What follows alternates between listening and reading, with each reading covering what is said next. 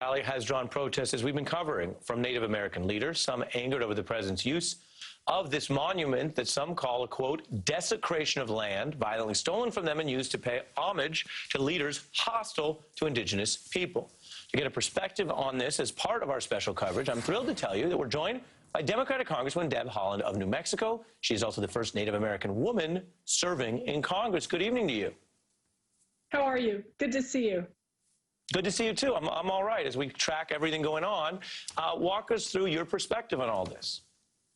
Sure. Well, first of all, yes, there's a fire risk right now because of a beetle infestation. And so fireworks that have been banned in that area for 10 years could easily start a fire that would not only, and right now, as your previous guest mentioned, there's a lot of people there not wearing masks, not social distancing. The governor of the state made it very clear that they were not going to require people to worry about the pandemic while they're at that event.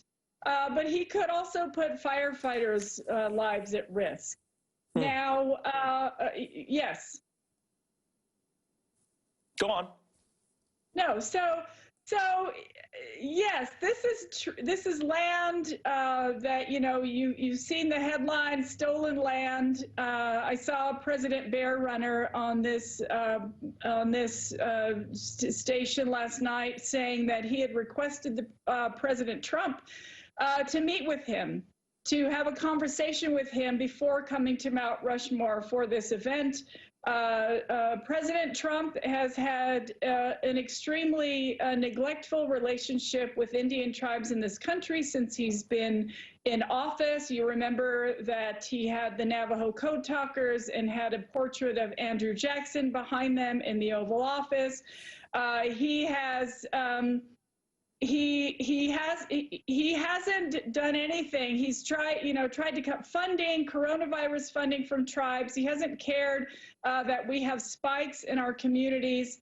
There are some real issues that are happening in this country right now that can't be, pasted over with a 4th of July fireworks presentation.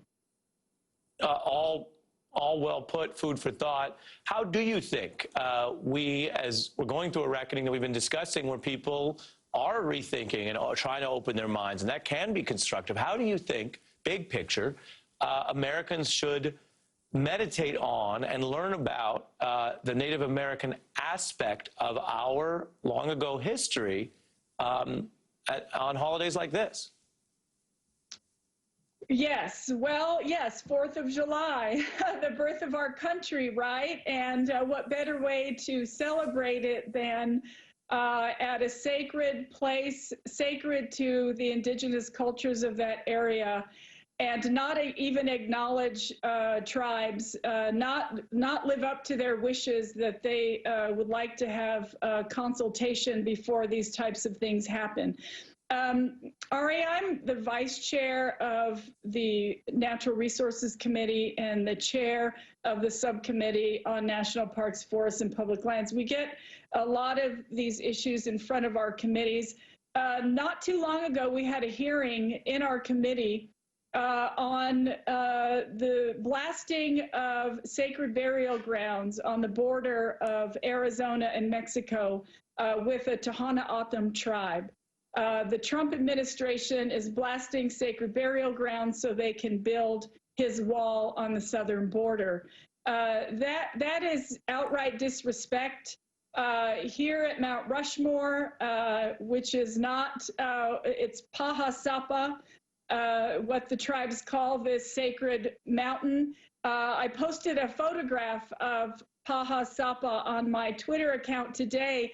And it showed it before the carvings of these presidents' faces have gone into it. It's a sacred mountain. Tribes were not at the table when the exterior boundaries to their tribes were drawn.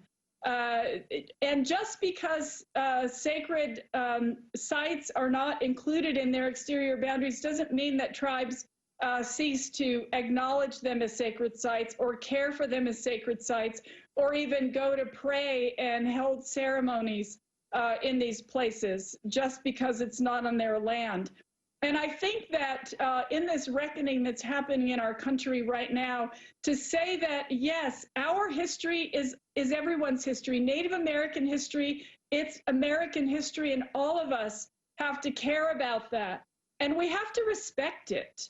I don't think it was too much to ask for President Trump to consult with tribes before he even thought about doing this. He's like a bull in a china shop. He just decides to do something and nothing stands in his way. And in the process, he's going to make people sick from the coronavirus, a super spreader event. He's going to inflict a fire danger on this fragile environment. And to top it off, folks, you know, as I saw some of the video, throwing smoke bombs and arresting people. And that is, we just went through this in Lafayette Park not too long ago.